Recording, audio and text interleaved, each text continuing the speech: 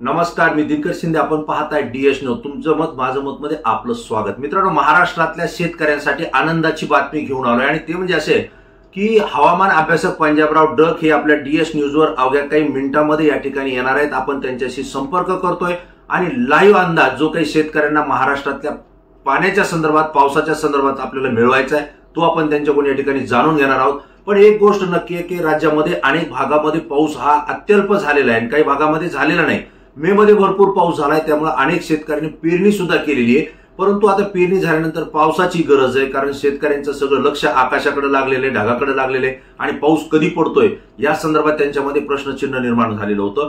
काही जणांची पेरणी झालेली नाही, आता पेरणी होईल की नाही हा सुद्धा प्रश्न त्यांच्या समोर होता. आणि आपण DS न्यूजच्या माध्यमातून हवामान अभ्यासक पंजाबराव डक यांचा अंदाज वेळोवेळी घेतलेला आहे आणि शेतकऱ्यांनी घाबरून जाऊ नये असं सुद्धा यापूर्वी आपल्याला त्यांनी सांगितलं होतं की जोरदार पाऊस होणार आहे, अतिमुसळधार अतिवृष्टी अनेक जिल्ह्यामध्ये होणार आहे असं सुद्धा आपल्याला पंजाबराव डक यांनी कळवलं होतं. परंतु आता काय झालंय की राज्यातल्या अनेक भागातल्या शेतकऱ्यांनी DS न्यूजशी संपर्क साधलाय आणि आता पंजाबराव डक यांच्याकडून हवामानाचा अंदाज घ्या, कारण आता आमच्याकडे थोडी हतबलता होती, शेतकरी चिंतेमध्ये आहेत असे सुद्धा अनेकांच्या भावना आपल्याला मिळाल्या होत्या. आपण पंजाबराव डक यांच्याशी या ठिकाणी संपर्क साधतोय. अवघ्या काही वेळेमध्ये त्यांचा संपर्क होईल, ते आपल्याशी या ठिकाणी संवाद साधणार आहेत आणि महाराष्ट्रातल्या हवामानाचा अंदाज सुद्धा देणार आहेत. पश्चिम महाराष्ट्र असेल, खानदेश असेल, विदर्भ असेल, नाशिक असेल या भागामध्ये आणि विशेषतः मराठवाड्यामध्ये, कारण मराठवाड्यामध्ये नेहमी दुष्काळी परिस्थिती असते, याही ठिकाणी काही अंशी त्या ठिकाणी पेरणी रखडलेली आहे. अशा परिस्थितीमध्ये आता काय राहील या पुढच्या कालावधीमध्ये, 8 दिवसामध्ये काय होईल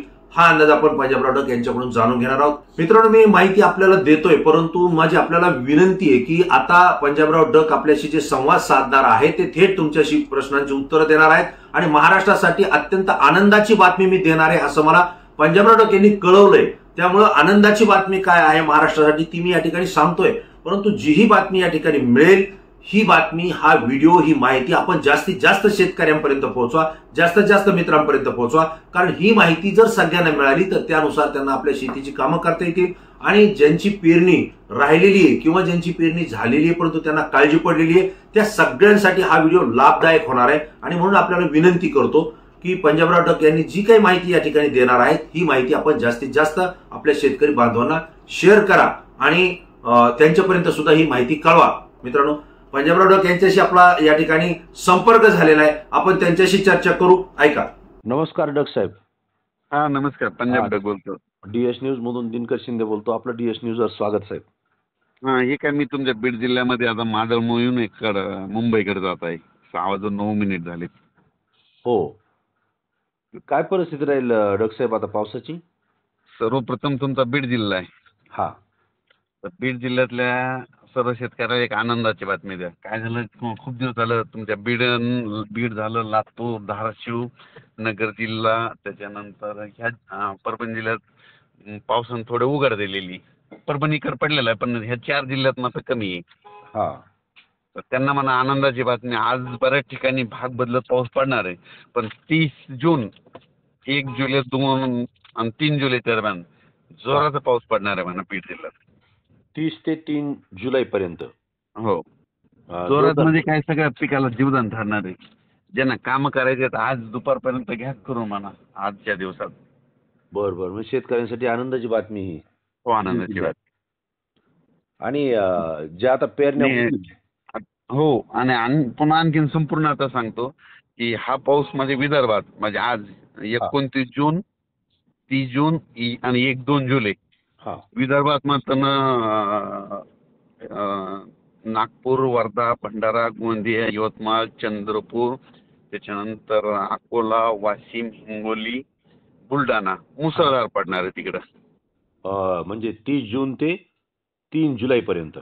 नाही, आजपासूनच समजा, आज रात्रीपासूनच 29 ची रात्र ते बरोबर 3 जुलै पर्यंत तिकडे मग मुसळधार पडणार आहे. पुन्हा पूर परिस्थिती होणार आहे पूर्ण विदर्भामध्ये. हो, विदर्भामध्ये काही ठिकाणी रिमझिम पडेल, कुठं जोराचा पडेल, कुठं मुसळधार पडेल असं परिस्थिती. बरं. आणि पश्चिम महाराष्ट्रामध्ये काय परिस्थिती राहील? पश्चिम महाराष्ट्राला एक आनंदाची बातमी द्या. पश्चिम महाराष्ट्रामध्ये बऱ्याच ठिकाणी उघड दिलेली, तर त्यांना म्हणा आज काही भागात भाग बदलत पडेल. आज 29 जूनला 30ला मात्र बऱ्याच भागात कव्हर करणार आणि 1, 2, 3ला तर मग सगळीकडेच मग पडून जाईल. सगळ्यांना जीवदान भेटणार म्हणजे पिकांना. पश्चिम महाराष्ट्र पूर्ण पाऊस राहील या हो. 3-4 दिवसात. त्याच्यानंतर उत्तर महाराष्ट्र, आता उत्तर महाराष्ट्राकडे जळगाव जिल्हा एक खूप पडणार आहे हा जास्त. हा नंदुरबार, धुळे तर खूपच राहणार आहे. हा नाशिकला पण खूप राहणार आहे. त्याच्यानंतर नगर जिल्ह्यात पण खूप राहणार आहे. हा संभाजीनगर तिकडे राहणार आहे. जालना जिल्ह्यात पण पाऊस पडणार आहे. अं, आमच्या बरं. परभणी जिल्ह्यात देखील आहे. म्हणजे एकंदरीत परिस्थिती पाहिली तर मराठवाडा, पश्चिम महाराष्ट्र आणि खानदेश हो, सगळीकडे. कोकण आणि घाटमाथ्यावर ते तर कायमच पाऊस राहणार आहे. ते बंद होणार नाही सध्या तरी. तो बंद आणि होणार. यावर्षी तुम्हाला सांगतो पूर्वेकडून पाऊस आलेला आहे. हा हा ज्या वर्षी पूर्वेकडून पाऊस येतो ना त्या वर्षी जास्त पाऊस पडतोय.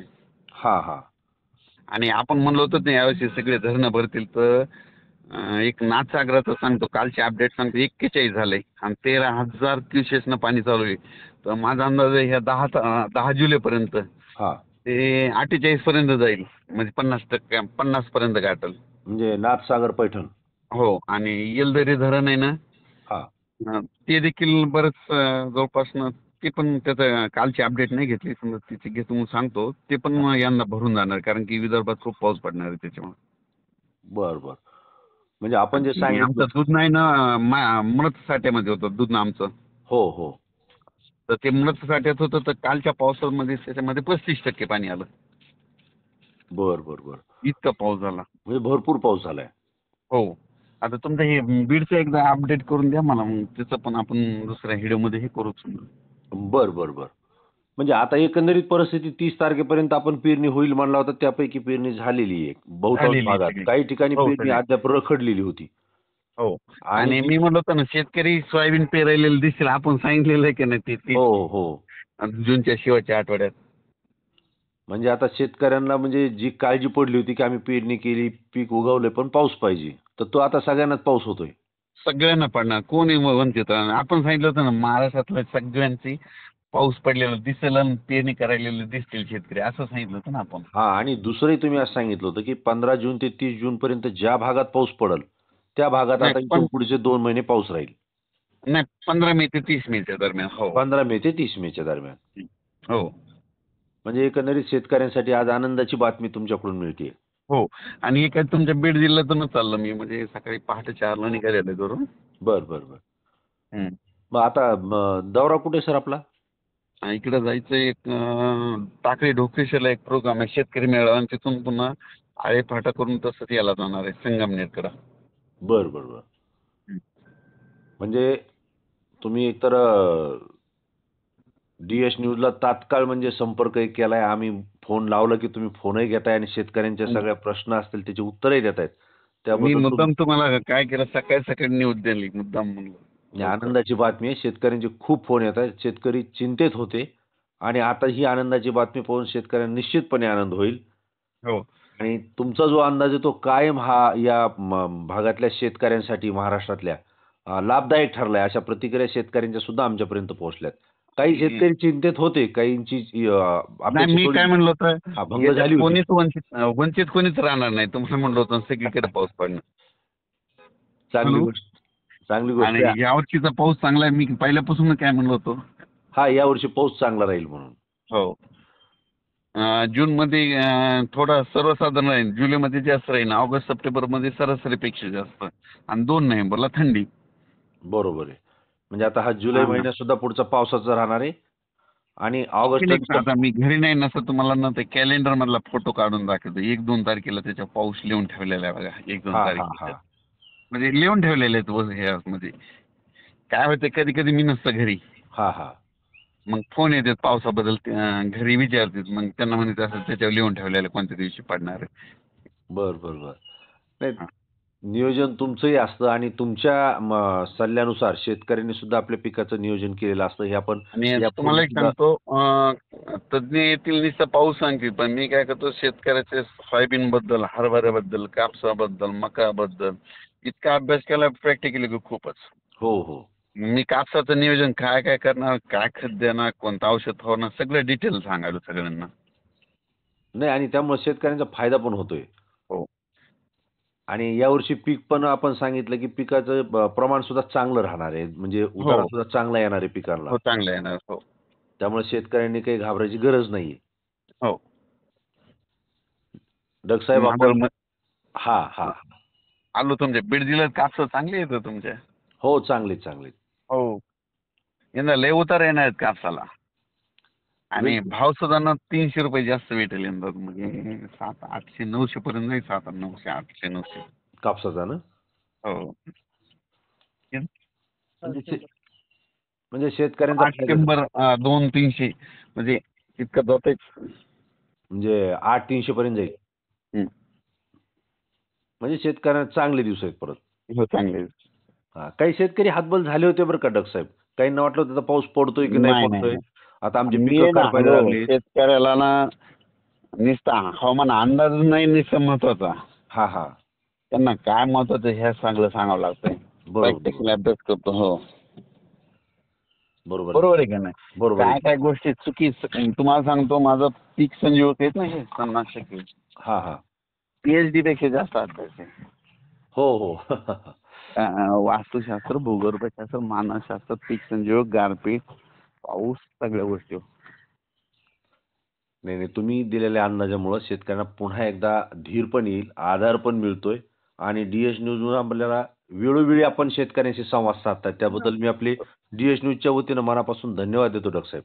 आणि यापुढे सुद्धा आपल्याला शेतकऱ्यांना पिकाच्या बाबतीत काय काळजी घ्यायची आणि कशा पद्धतीनं, यासाठी मी पुन्हा आपल्याला संपर्क करणार आहे. आपण पुन्हा DS न्यूजला वेळ द्यावा ही आपल्याला विनंती करतो.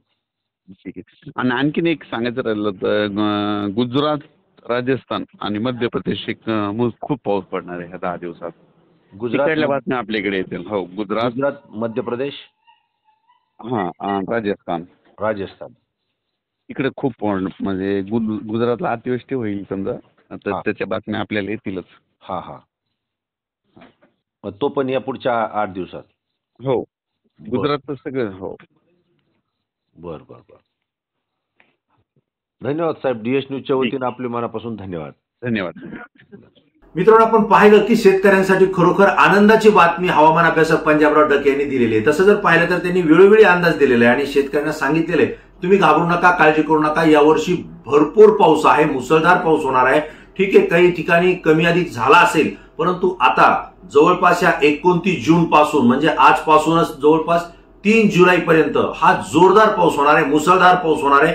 म्हणजे दुपारपर्यंत मराठवाड्यातल्या शेतकऱ्यांनी पेरणीची कामं करता येत असतील तर करून घ्यावी, कारण त्यानंतर रात्रीपासून जोरदार पाऊस येणार आहे. आणि विशेष म्हणजे आपल्याला हेही सांगितलंय की महाराष्ट्र असेल, गुजरात असेल, राजस्थान असेल, या 3 राज्यामध्ये सुद्धा अतिमुसळधार पाऊस होणार आहे. ती सुद्धा माहिती आपल्याला लवकरच मिळेल. परंतु राज्यभरामध्ये मराठवाड्यातला पाऊस जर जोरदार आहेच, परंतु विदर्भातल्या सगळ्या जिल्ह्यामध्ये पाऊस होतोय.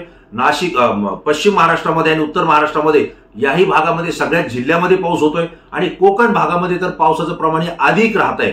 याही वेळेस पंजाबराव डक यांनी स्पष्टपणे सांगितलं की महाराष्ट्रातले कोणतेही धरणं हे आता रिकामी राहणार नाही, त्या ठिकाणी पाणी येते. आणि एकंदरीत शेतकऱ्यांसाठी अत्यंत आनंदाची बातमी हा 29 जून हा या ठिकाणी घेऊन आलेला आहे. हवामान अभ्यासक पंजाबराव डक हे आपल्याकडे वेळोवेळी येत आहेत DS न्यूजच्या माध्यमातून.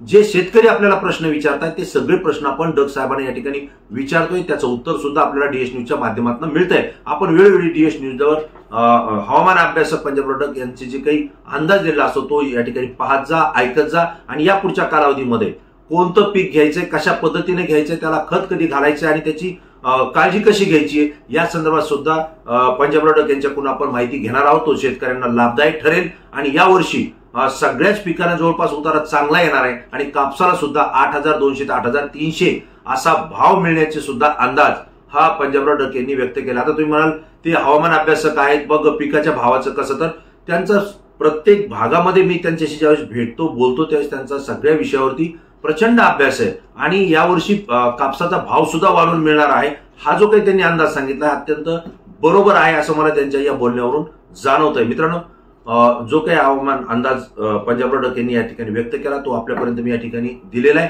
तुम्हाला ही माहिती कशी वाटते तुम्ही तात्काळ आपल्या कॉमेंट ज्या आहेत त्या व्हिडिओच्या खाली द्या. आणि तुम्ही कोणत्या तालुक्यातून आहात, कोणत्या जिल्ह्यातून आहात, तुमच्याकडे पावसाची परिस्थिती काय, पेरणीची परिस्थिती काय, हे तुम्ही कॉमेंट्स बॉक्समध्ये द्या. तुमचे काही प्रश्न असतील तर ते सुद्धा विचारा. तेच प्रश्न आपण पुन्हा दुसऱ्या व्हिडिओमध्ये पंजाबराव डक यांच्याशी संवाद साधून तुमच्या प्रश्नांची उत्तरं सुद्धा घेऊ आणि महाराष्ट्राला कळू द्या, प्रत्येक भागाला कळू द्या की तुमच्या भागामध्ये पावसाची परिस्थिती काय आणि पीक पाण्याची परिस्थिती काय. मित्रांनो, पुन्हा एकदा जी माहिती मला योग्य वाटली मी तुम्हाला दिली. तुम्हाला कशी वाटली तात्काळ कॉमेंट्सने आपलं उत्तर द्या आणि पुन्हा नवीन विषय नवीन माहिती पाहण्यासाठी DS न्यूजला सहकार्य करा. धन्यवाद.